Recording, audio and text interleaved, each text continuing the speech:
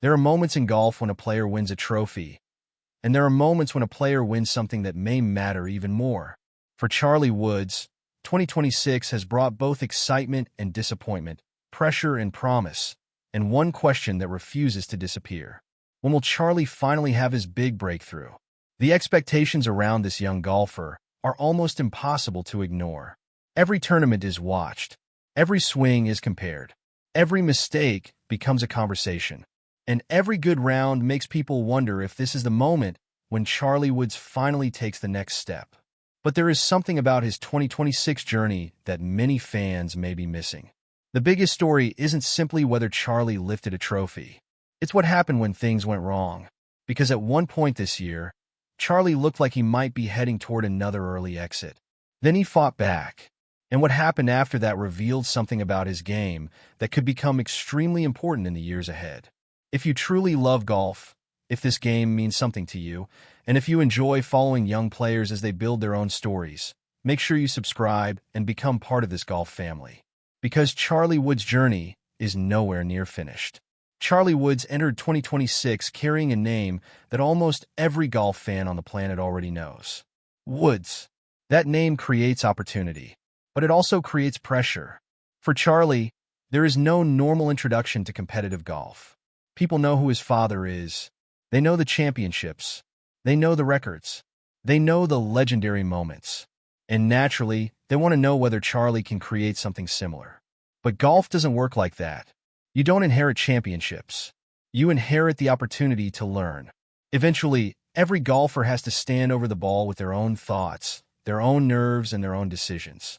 And that's exactly what Charlie is learning to do. In 2026, we saw that process become very clear. One of the biggest moments came at the U.S. Junior Amateur. Charlie entered the championship for the third consecutive year, and his previous two appearances had ended before match play. So there was already a storyline. Could this finally be the year he broke through? The opening round didn't look promising. Charlie started with a bogey and then a triple bogey, and after 5 holes he was 6 over par. For most young golfers, that kind of start can completely destroy a tournament. But Charlie didn't disappear. He settled himself down. He played the final 13 holes 1 under par and finished with a 76, actually his best opening round score at the U.S. Junior Amateur. And that was the first sign that this year might be different. Not because the score was spectacular. It wasn't. But because of the response. And here's where the story gets interesting. The next round was a completely different Charlie. He produced an even par 70, including an eagle, 2 birdies, and 11 pars. Suddenly, after that disastrous opening, Charlie had fought his way into a tie for 63rd. And because only 64 players could advance to match play, that meant something huge.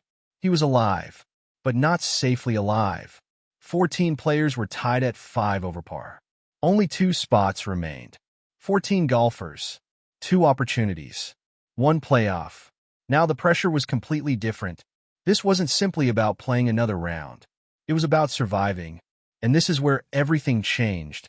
Charlie returned to the course knowing exactly what he needed. Birdie. That was the target.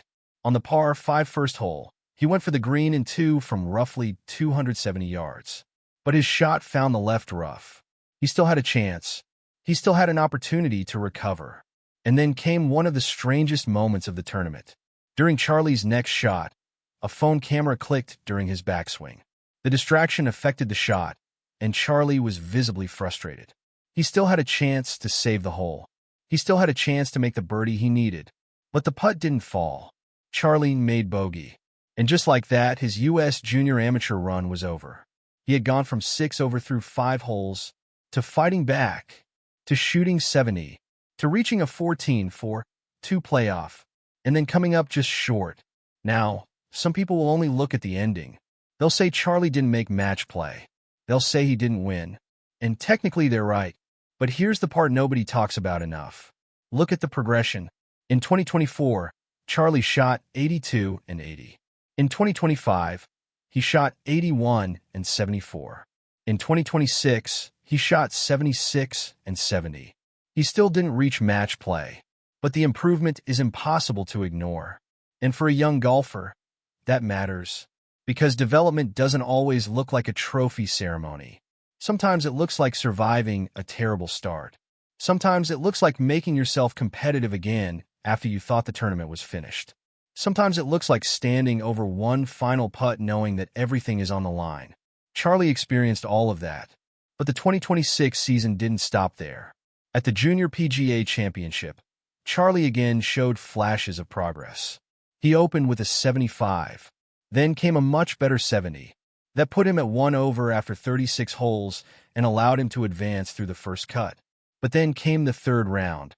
Charlie shot 77 and finished 6 over for the tournament, missing the 54-hole cut. Another disappointment. Another tournament where the result didn't match the expectations surrounding him. And this is where fans have to be careful. Because if you only judge Charlie by whether he wins every tournament, you're going to miss the bigger picture. He's 17. He's still developing. He's learning how to handle elite junior competition. And he's learning something that every great golfer eventually discovers. Consistency is harder than brilliance. You can hit incredible shots. You can make beautiful birdies. You can produce one great round. But championships are usually decided by what happens when your swing isn't perfect. When the putts aren't falling. When the pressure gets louder. When one bad hole starts turning into two. That's where Charlie's development becomes fascinating. And wait until you consider what comes next. Charlie has already committed to Florida State University and is expected to join the Seminoles' 2027 recruiting class. That next chapter could be extremely important. College golf will give him a new environment, new teammates, new courses, new opponents, and perhaps most importantly, a chance to compete in an environment where he can continue developing without needing to prove everything immediately. Of course, the Woods name will follow him. It always will. But eventually, the question won't be, is Charlie the next Tiger Woods? The better question will be, what kind of golfer can Charlie Woods become? That's a completely different question, and maybe that's the question golf fans should have been asking all along. Because Charlie doesn't need to recreate Tiger's career. He needs to create his own. He needs his own biggest win, his own pressure moment, his own championship, his own memories. And when that day eventually comes, the meaning of it will be much bigger because of everything that came before. The missed cuts, the difficult starts, the playoff losses, the moments when the pressure became too much, the moments when he recovered.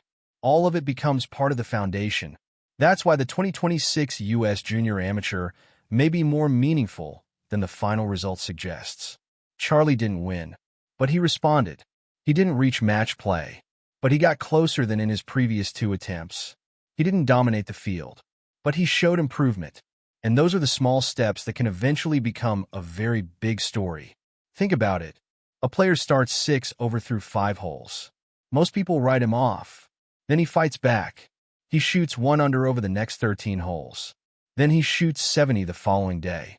Suddenly, he's 1 playoff hole away from match play. That isn't a championship, but it is competitive resilience. And that is something every serious golfer needs. Maybe Charlie's biggest victory in 2026 isn't something that appears on a trophy shelf. Maybe it's the realization that he can struggle badly and still fight his way back into contention. Maybe that's the lesson he'll carry into college golf. And maybe, years from now, when Charlie finally does win a major championship of his own, fans will look back at these early struggles differently. They'll say, that's where he learned how to respond. That's where he learned how to handle disappointment. That's where he learned that golf doesn't reward you for being perfect. It rewards you for staying in the fight. And that may be the most important thing about Charlie Woods right now. He is still becoming the golfer he's going to be. Not the golfer everyone expects him to be. Not Tiger Woods 2.0. Charlie Woods. His own player. His own journey. His own story. So when the next Charlie Woods tournament arrives, don't just watch the leaderboard. Watch the reaction. Watch what happens after a bad hole. Watch how he handles pressure. Watch whether the mistakes become smaller. Watch whether the good rounds become more consistent. Because those are the signs that tell us when a young golfer is truly taking the next step. And one day, when Charlie Woods finally stands